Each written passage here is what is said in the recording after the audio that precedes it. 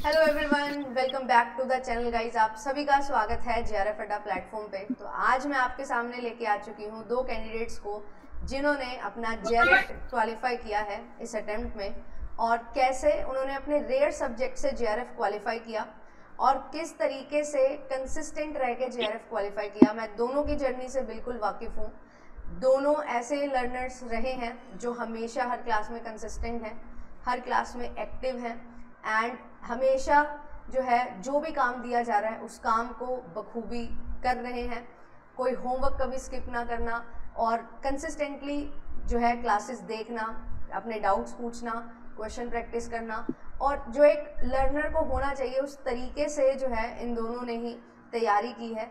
और एक बहुत अच्छे बच्चे की तरह जो मेरा काम है एज अ स्टूडेंट वो करना प्रॉपरली और हमेशा से ही वो चीज़ को मेंटेन करना, वो चीज़ मुझे बहुत अच्छी लगी इनकी जर्नी में। एंड आज आप सभी के लिए इनकी जर्नी मैं आपके साथ शेयर करने वाली हूँ और ये खुद ही बताने वाले हैं कि किस तरीके से जो है इन्होंने तैयारी की। एंड आप थंबनेल पे भी देखोगे मैंने ये बोला कि हार नहीं मानने का जज्बा। तो इट इज़ लाइक कि इन्होंने first attempt, second attempt, third attempt दिया, देन फाइनली अपना जो एम है वो अचीव किया, और कैसे वो चीज़ बरकरार रखी कि डेली वो क्लास देखनी है। फर्स्ट अटैम्प्ट है तो भी, सेकंड है तो भी, थर्ड है तो भी।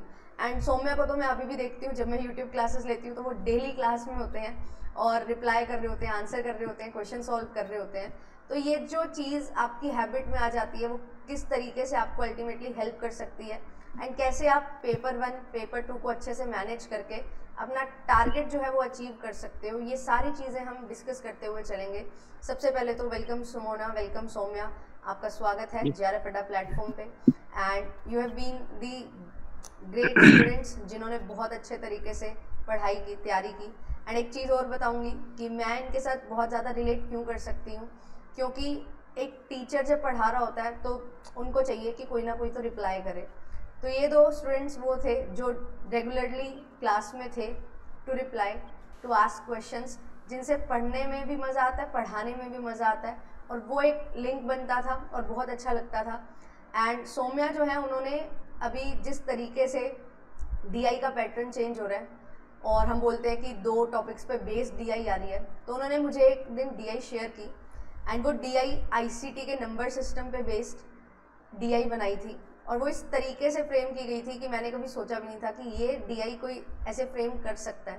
बट उस लेवल तक सोचना, उस लेवल तक एक सब्जेक्ट में इन्वॉल्व हो जाना, उस लेवल तक अपनी तैयारी को लेके जाना कि मुझे ये चीज़ करनी ही है, वो चीज़, वो एक जुनून होना बहुत इम्पोर्टेंट होता है। और वो चीज़ आप में दिखाई दी और बहुत अच्छा लगा उस दिन। और मैंने वो चीज़ अदिति मैम के साथ भी शेयर की थी कि इस तरीके से जब रिस्पॉन्स मिलता है तो इट फील्स कि yes you have to do something, और आप जो कर रहे हो वो बहुत सही डायरेक्शन में जा रहा है। तो यही सारी चीज़ें थी जो आई वॉन्ट कि आपको भी जो है थोड़ा अपनी तैयारी में चीज़ें ऐड ऑन करनी है। जो सौम्या और सुमोना की कहानी है वो आपको यही बताएंगे, और किस तरीके से इन्होंने स्टार्ट किया, कैसे इस फील्ड की तरफ आए, कैसे असिस्टेंट प्रोफेसर की तरफ आना हुआ, और किस तरीके से फिर सिलेबस को समझा, पेपर 1, पेपर 2 कैसे पढ़ा, और कैसे रिसोर्सेज कलेक्ट किए, बहुत ज़्यादा इंपॉर्टेंट चीज़ होती है, एंड किस तरीके से कंसिस्टेंटली काम किया, वो सारी चीज़ें जानेंगे। Over to you Saumya. तो तब मैं जेआरएफ अड्डा चैनल पे गया और आपका वीडियो, रचना मैम की, उनका जो वीडियो उठाया, तो एट फर्स्ट मैंने मैथ कंप्लीट किया।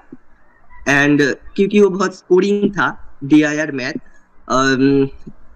आफ्टर दिसंबर जब मैं पेड कोर्स लिया, अगर मैम आपने देखा तो कि मुझे पहले से मैंने उतना प्रॉब्लम नहीं होता, कुछ कुछ हो जाता है, तो मैंने आंसर बहुत गलत नहीं होता।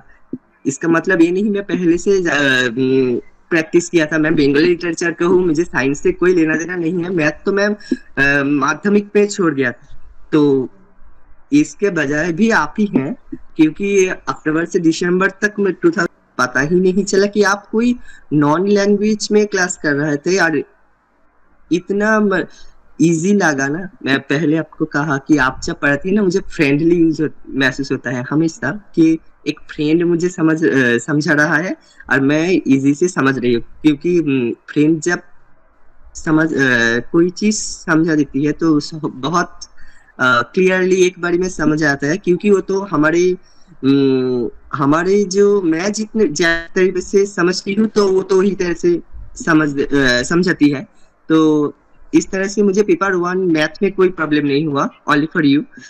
देन आदिति मैम ने तो बहुत हेल्प किया। आईसीटी जो मैं सोचती नहीं थी कि इससे कोई क्वेश्चन मैं अटेंड करूंगा, ये मैं कभी सोचती ही नहीं थी, क्योंकि आईसीटी से कभी नहीं मैम कंप्यूटर के बारे में मैं कभी नहीं पढ़ा, क्योंकि मैं जो स्कूल से थी तो वहां पर ऐसा कुछ नहीं था, गांव के स्कूल है। मैंने कंप्यूटर में सच कहूँ तो मैं कंप्यूटर का कुछ जानती थी नहीं थी। कीबोर्ड में ही मैं कब देखा था, मुझे फोन पे मुझे नहीं पता था, कंप्यूटर के कुछ भी बारे में नहीं पता था। तो मैम वहां से मुझे लेकर आज मैं जितना जानती हूँ, मेरा जो भी लिटिल थिंग्स नॉलेज है तो वो भी मैम ने ही दिया है। रिसर्च एप्टीट्यूड वो भी मैम ने समझाया है, रचना मैम। तो आप तीनों का एफर्ट जो मुझे दिया था, जो मुझे मिला है, तो इससे ही मैं पेपर 1 का कंप्लीट कर पाया এবং बहुत अच्छे से। एंड मेरा पेपर 2 बहुत कब एक तो आप लोग पीवाईक्यू कराते हैं आप बार बार, और मैथ की आपका सबसे बड़ा जो रोल है, और रचना मैम की और दीदी मैम की भी है। तो आप जब एक कराती थी और कोई चैप्टर और कोई पार्ट यूनिट करा रही थी, तो आपने कहा ये जो मैथ है ये वहीं पर भी पिछले में भी था। जैसे आप जब मिक्स एंड एलिगेशन का आप जब समथिंग प्रॉफिट एंड लॉस का कर रहा था, तो आपने कहा कि इसको ऐसे भी करा जा सकता है, कोई और की यूनिट से भी आप जुड़ रहे थे। इससे मुझे वो शब्द और भी याद हो जाता था। जे हाँ ये तो ठीक है, तो 1 से ही 2 हो गया, तो मुझे प्रैक्टिस भी हो जाता था। रचना मैम भी बहुत एंड अनम्यूट कर लीजिए पहले अपने आप को।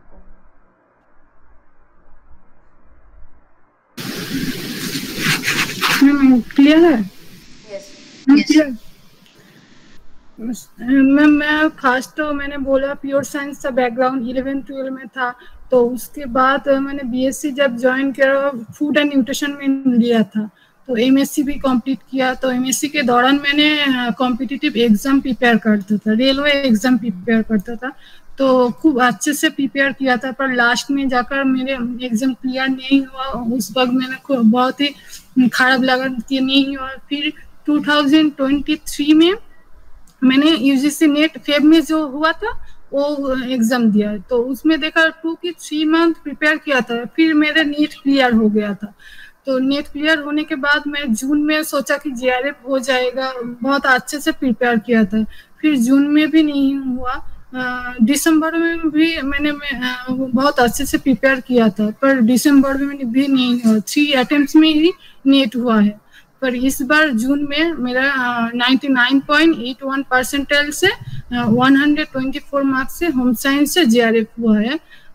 तो इस बात पे मैं बहुत खुशी हुआ। इतने दिन से मैं जो मेहनत कर रही थी, और इसमें जेआरएफ अड्डा की बहुत ही ये है। मैंने मैम मैथ में आपको ही फॉलो किया था। फर्स्ट तो मैं पेड बैच के स्टूडेंट था, एटम बैच में था, तो उसमें ड्यूरेशन खत्म होने के बाद मैं और एक स्टूडेंट था मैम पेड बैच के, सचिन आप तो जानते ही होगा। उसने और मैं आफ्टरनून टाइम में 1 घंटे के लिए डिस्कशन करता था। जो टॉपिक न्यू आता था और जिसके हमें डाउट होता था, न्यू जो लेटेस्ट क्वेश्चन आता था उसको हम लोग डिस्कस कर लेते। और न्यू जो क्वेश्चन जो नोट बनाए थे हर यूनिट के मैम, मैं हर एक अलग अलग नोटबुक बनाए थे, तो उसमें जो ब्लैंक पेज रखा था उसमें लेटेस्ट जो क्वेश्चन आता था उसको हम नोट करके रखते थे। जो टॉपिक के पास में भी मैं अभी भी जब नोटबुक देखती हूँ, नोट के पास में कोई एक भी जगह नहीं है, उसमें मैं लेटेस्ट जो क्वेश्चन आता था सब भर के रखे थे, तो रिवाइज करने में उसको बहुत हेल्पफुल हुआ। जो लेटेस्ट जो क्वेश्चन आता था, रचना मैम आप जो आदिति मैम जो टॉपिक वाइज पढ़ाते थे और उसके रिलेटेड जो क्वेश्चन लेटेस्ट पूछा था आप लोग तो सब कवर करा दिए थे, तो उसको क्लास से तो करते थे, और जिसको अननोन टाइप लगता था उसको हम लोग ब्लैंक पेज में नोट करके रखते थे, जो रिवाइज करने में बहुत हेल्पफुल होता था। तो उस तरह मैंने किया और मेरे टारगेट पेपर 1 में था मैम 40 क्वेश्चन राइट करना था और पेपर 2 में 80 क्वेश्चन राइट करना था। तो उसको मैंने मैम पेपर में लिख के जहाँ पढ़ती थी उसमें उसके सामने चिपका दिया था। तो इसको हमें अचीव करना है ऐसा करके। तो मॉर्निंग से लेके नाइट तक बहुत मेहनत करती थी मैम। और JRF अड्डा पे जो मॉक टेस्ट आता था वीक में जो 2 टाइम्स आता था, उसको मैंने सिंसियरली अटेंड करती थी। मॉर्निंग टाइम में फास्ट उसको मैंने मैम करती थी। 8 AM से स्टार्ट होता था जो मॉक टेस्ट, उसको मैंने मैम सिंसियरली अटेंड करती थी। मॉक टेस्ट वहाँ से प्रैक्टिस होता था। और लेटेस्ट जो इस री एग्जाम के पहले जो जून एग्जाम हुआ था उसमें जो हर एक पेपर जैसे हिस्ट्री, जियोग्राफी, इसमें जो सब 8 और 9 पेपर मैंने मैम कलेक्ट किया था। तो उसमें जो पेपर 1 के क्वेश्चन आए थे उसको मैंने PDF में था, उसको प्रैक्टिस करने के लिए OMR शीट मैंने मैम प्रिंट आउट ले लिए थे। तो उसको मैंने मोबाइल में टाइम सेट करके उसको मैंने मैम टेस्ट देता था जो 1 घंटे में उसको हमें ये करनी है, कंप्लीट करनी है। इसके ये मैंने टाइम मैनेजमेंट उससे बहुत हेल्पफुल होता था। तो उस तरह मॉक टेस्ट बहुत सारा दिए थे मैम। और एक टारगेट था मैथ, DI एंड RC में फुल मार्क्स मैम लेना था। तो हर दिन मैं DI में भी प्रैक्टिस करते थे। 2 और 1 DI हर रोज प्रैक्टिस करता ही था लास्ट 30 डे में। और RC भी प्रैक्टिस करता था। RC इतना प्रैक्टिस कर चुके थे, जो क्वेश्चन पेपर मैंने कलेक्ट किए थे वो तो प्रैक्टिस किए थे। आप लोग जो ऐप से जो रचना मैम करती थे तो उसको भी कवर किए थे। इतना प्रैक्टिस किए थे मैम, आंसर भी याद हो गया था। फिर तो मैंने रचना मैम के यूट्यूब चैनल पे मैम को एक कमेंट में लिखा भी था, मैम एक कुछ न्यू RC करवाई, सब आंसर याद हो गई है, मैंने कमेंट भी करा था। तो इसके बाद मैंने नाटा की जो वेबसाइट है, ऑफिशियल वेबसाइट ओबस एक वेबसाइट है, उस ऐप को मैंने डाउनलोड किया था। उसमें से मैंने RC DI इसको मैं फिर प्रैक्टिस करता था। रोज मैंने 1 और 2 DI RC प्रैक्टिस करता ही था, क्योंकि मैंने एम ही था फुल मार्क्स उस कैटेगरी में लेना है। तो उस तरह मैंने किया। एंड बाकी जो स्पेशली जो हायर एजुकेशन में बहुत याद करना पड़ता था, तो उस यूनिट को मुझे खूब थोड़ा सा टफ लगा। मुझे याद करने में इतना ये नहीं है, मैंने समझ के जो होता है उसको ही मुझे याद होता है। इसलिए मैथ DI में उसको तो फुल आया। 10 यूनिट में से ओनली हायर एजुकेशन ही मुझे थोड़ा सा डर लगता था, उससे क्वेश्चन कैसा आएगा पता नहीं, इस तरह से। तो ऐसा ही किया है। तो ऐसा ही किया। लॉजिकल रीजनिंग, मैथमेटिकल एप्टीट्यूड, यहाँ से टीचिंग एप्टीट्यूड, कम्युनिकेशन, के क्वेश्चन सब मैंने मैम 5 इयर्स लास्ट 5 इयर्स के कंप्लीट कर लिए थे। ऐसा किया था मैम, पर यूनिट जो क्वेश्चन आया था उसको मैंने अलग से किए थे। जो कम्युनिकेशन में जो क्वेश्चन आया था उसको अलग से एक साथ किए थे। पेपर 2 में भी मैम नोटबुक में ऐसा नोट करके रखे थे कि टीचिंग एप्टीट्यूड में यहाँ से क्वेश्चन आया था, सब एक साथ नोट करके रखा था। इस तरह से पेपर 2 में भी किया था, पेपर 1 में भी किया था ऐसा। तो इससे मैम प्रैक्टिस लास्ट मोमेंट पे इससे प्रैक्टिस करने में बहुत हेल्पफुल होता था। तो इसी तरह किया, मॉक टेस्ट भी किया। और पेपर 1 में तो आपके JRF अड्डे के जो एटम बैच था, पेड बैच, उधर से लिया था। पर पेपर 2 में सेल्फ स्टडी किया था, यूट्यूब से फ्री जो क्लास होता है उससे किया था, और एक बुक था उससे किया था। और पेपर 2 में जब ड्यूरेशन खत्म हो गए थे, पेड क्लास किया, तब यूट्यूब के हर एक क्लास में हम अटेंड करते थे। और आपके जो मैथमेटिकल रीजनिंग के जो न्यू क्वेश्चन आप जो कराए थे, हर एक मैराथन में कवर किया था। और आदित्य मैम के भी और रचना मैम के जो बोला मैम, हर एक टॉपिक के जो न्यू क्वेश्चन आता था वो टॉपिक के हिसाब से मैम सब क्वेश्चन कवर कर देते। तो उसको मैंने जो न्यू लगा था तो मैंने नोटबुक पे नोट कर लिए थे। तो उसके लास्ट मोमेंट के रिवाइज करने में बहुत हेल्पफुल मिला था। नहीं, बिल्कुल नोट मेकिंग तो बहुत ज्यादा जरूरी है। और ऑनलाइन में मैम नोट करके रखे थे नोटबुक में। ऐसा करके हर एक यूनिट के हर टॉपिक के और डिस्कशन भी कर रहे थे। आफ्टरनून टाइम में हर रोज डिस्कशन करते थे मैम। जो नहीं पाता, जो टीचर में को जब मैंने अवेलेबल नहीं होता तब फ्रेंड के साथ डिस्कशन कर में टॉपिक क्लियर हो जाता था। तो इस तरह मैंने ये चीज बहुत हेल्प करती है। मैंने भी अपनी तैयारी में वो बहुत हेल्प किया था। और मॉक टेस्ट में बहुत हेल्प किया था। जेआरएफ अड्डा की मैम जो वीक में टू मॉक टेस्ट होता वो मैम सिंसियरली मैं अटेंड करता ही था उस टेस्ट को। तो ऐसा ही किया। ये चीज एक वही है ना कि कंटिन्यूअसली आप पढ़ रहे हो वो तो ठीक है, पढ़ने के बाद अप्लाई करना, टाइम मैनेज करना, वो सारी चीजें बहुत ज्यादा जरूरी है। तो ये चीज और मैम पिछली बार एग्जाम में जो गलती मैंने किया थे, एग्जाम सेंटर मेरे सिटी से, मैं साउथ 24 परगना से हूँ, कोलकाता में पढ़ता था एग्जाम सेंटर, तो बहुत दूर पढ़ता था। जाने में बहुत अर्ली मॉर्निंग में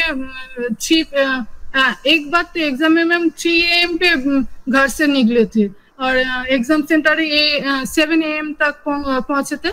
तो पहुंचे तो उधर जाने के लिए मेंटली बहुत स्ट्रेस पड़ता था।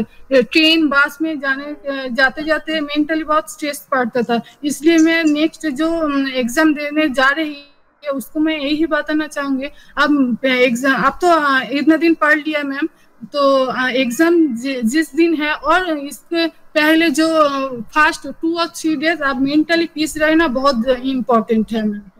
एग्जाम के दिन आप लोग प्राइवेट कार में जा सकते हो और बाइक में जा सकते हो, क्योंकि मेंटल पीस इम्पोर्टेंट है। इतने दिन पढ़ लिया पर एग्जाम सेंटर में जाके 100% देना बहुत इम्पोर्टेंट है मैम। तो लास्ट टाइम मेरे ब्रदर बाइक एग्जाम सेंटर दिन में मेंटली पीस रखना बहुत ही इम्पोर्टेंट है। इतने दिन तो आप पढ़ लिए। चलो मैं ये जानना चाहूंगी कि आपने अपनी स्टोरी सारी बताई, बट आपको क्या चीज़ थी एक जो आपको हमेशा पुश करती थी कि ये एग्ज़ाम निकालना है? वो क्या वाई क्या था, वो मोटिवेशन क्या थी कि जिसने आपको कॉन्टिन्यूसली मेहनत करने के लिए मजबूर रखा कि हाँ मुझे करना है?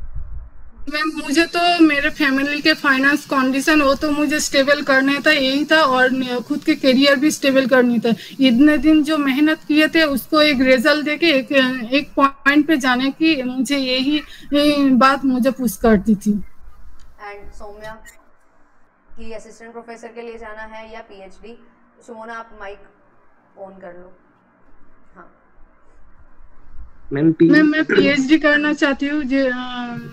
पीएचडी एमएससी तो मैं कलकत्ता यूनिवर्सिटी से करी हूँ, तो मैं कलकत्ता यूनिवर्सिटी से ही पीएचडी करना चाहती हूँ। इसलिए मैंने मैम से कलकत्ता यूनिवर्सिटी के मैम के कांटेक्ट भी किए थे। देखते हैं कब ज्वाइन करती है। और ma'am I am from Burdwan university, तो मुझे भी पीएचडी करना है, तो मैंने लिया। तो अभी तो मुझे पढ़ाई करनी है। तो कि अब हम बात करते हैं कि YouTube और पेड, तो वाई पेड और वाई नॉट जस्ट YouTube? आपके पास रिसोर्सेज थे, है ना, YouTube पे बहुत सारे रिसोर्सेज हैं, बट क्यों आपने ये सोचा कि नहीं मुझे एक स्टेप फर्दर लेना चाहिए और मुझे पेड बैच लेना चाहिए? वो आपकी थिंकिंग क्या थी उस चीज़ को लेके? अनम्यूट कर लो।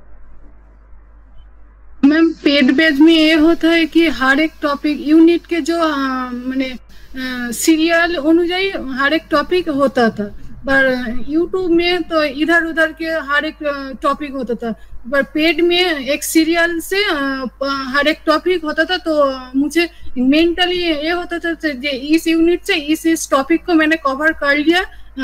उधर सीरियल से होता है तो टॉपिक को पर्सनली कांटेक्ट भी हम कर सकते हैं, और यूट्यूब से जब पढ़ती हूँ तो यूट्यूब पे पढ़ने पर तो कांटेक्ट कर सकते हैं, पर पेड में क्लास में बहुत अच्छे से पर्सनली गाइड करते हैं हर एक एजुकेटर। पर्सनली हर एक क्वेश्चन भी और टॉपिक भी सीरियली सब कुछ होता है।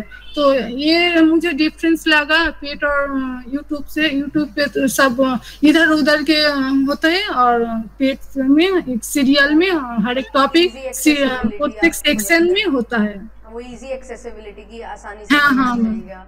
मतलब सामान तो क्या, क्लासेस मिल गई। मेहनत भी कम होता है मैम। हाँ, सब एडुकेटर ही सब कर देती है ये घर में, सौम्या आपसे भी सेम हमें सवाल जस्ट है। याद करनी है। आपसे भी same question, why you choose, जब आपके पास वाईटी पे बहुत सारा कंटेंट था। यस मैम, पेपर वन का बहुत कंटेंट था यूट्यूब में, पर मैम पेपर यूट्यूब है एक पायोनियर की तरह जिसका पीछे पीछे मैं जा सकती हूँ, बट अगर वे बहुत ऊपर नीच हो जाता है तो तब मैं कोई अगर मैं पड़ गया तो वो तो मेरा सामने चल रहा था ना, तो मुझे पकड़ के तोलने के लिए कोई नहीं था। बट पेड बैच वो मेरा सामने सामने नहीं जाता था, वो मेरा साथ में जाता था। अगर मैं कहीं पर भी रुक गया तो मुझे लेकर चलता था साथ में। तो YouTube अच्छी है, वहाँ पर भी आप लोग अच्छे पढ़ाते हैं, पर वहाँ पर आप थोड़ा सामने जाते थे, हमको हमारा डायरेक्शन देते रहते, बट पेड बैच में आप साथ जाते थे, तो यही डिफरेंस है। नहीं, बिल्कुल सही चीज़ आपने पॉइंट आउट की है, क्योंकि YouTube पे आपको डेली क्लासेस लेनी है और यू नेवर नो कि कौन सा बच्चा कब आ रहा है कब नहीं आ रहा। We are just providing content कि आप अपने अकॉर्डिंग हेल्प ले लो, अपनी हेल्प कर लो। और एक मेंटेलिटी मैम, यूट्यूब पे तो हम मिस कर जाते थे, फ्री में मिलता है, कोई मैंने वैल्यू नहीं करते। और पेड में मैंने प्राइस ये दिया है तो मुझे कवर करनी है, एक मोटिवेशन मैंने बैक पुश अप करती है ये बात। वही चीज, जब पैसे लगाए होते हैं तो उसकी मोल हमें पता लगता है कि हाँ पैसे दिए हैं, या तो पढ़ना पड़ेगा। ये चीज़ बहुत ज़रूरी होती है और सभी को ये चीज़ समझनी चाहिए। टाइम आपके पास बहुत है, पर कितने कम समय में और कितने अच्छे से आप तैयारी कर लो वो आपके लिए बेटर हो जाती है। और वही चीज़ जो है इन दोनों ने भी की और दोनों ने ही इसी तरीके से डिसाइड किया और बढ़िया तरीके से पढ़ा। और सौम्या का पॉइंट बिल्कुल सही है कि मैम यूट्यूब पे सिर्फ गाइडेंस और आप कंटेंट प्रोवाइड कर रहे हो, पर वो कनेक्शन नहीं होता। और पेड में वो कनेक्शन होता है कि हमें कहीं भी कोई भी पॉइंट पे स्किप हो रहे हैं तो हमारा जो है वो पूरा उसको सॉल्व किया जाता है, क्योंकि वो कनेक्शन ऑटोमेटिकली बिल्ड होता है जब आप डेली आ रहे हो, पता लगता है। तो वो चीज़ बहुत ज़्यादा हेल्प आपको करती है अपने सिलेबस को कवर करने में और अपने डाउट्स को प्रॉपरली सॉल्व करने में। Although we try our level best कि हम यूट्यूब पे भी अपने सारे डाउट्स को सॉल्व करें, बट स्टिल 1 यूनिट 2 यूनिट का काम नहीं होता। इट इज़ अबाउट कि 10 यूनिट्स आपको कवर करनी है, तो वो चीज़ बहुत ज़्यादा हेल्प आपके लिए करती है। तो all the very best to all of you. और पता नहीं तो बट इन्होंने अपना लेवल बेस्ट ट्राई किया कि आपको जो है आप तक अपनी बात पहुंचा सके। एंड मेरा ये सक्सेस स्टोरी लेने का मकसद यही था कि आप चीज़ों को उस नज़रिए से देख सको जो 94% बच्चे 95% बच्चे फील करते हैं, है ना। इट इज़ नॉट अबाउट कि आप 1 महीने 2 महीने 5 महीने में पढ़ के सब कुछ कर सकते हो। एक जर्नी जो है वो पूरी लॉन्ग जर्नी होती है, उसमें आपने सीखना है और उन सीखते हुए आगे बढ़ना है और फाइनली अपनी सक्सेस जो है वो अचीव करनी है। So thank you so much. अभी चलते हैं सेशन को यहीं मिलेंगे आपसे नेक्स्ट सेशन में। Bye bye.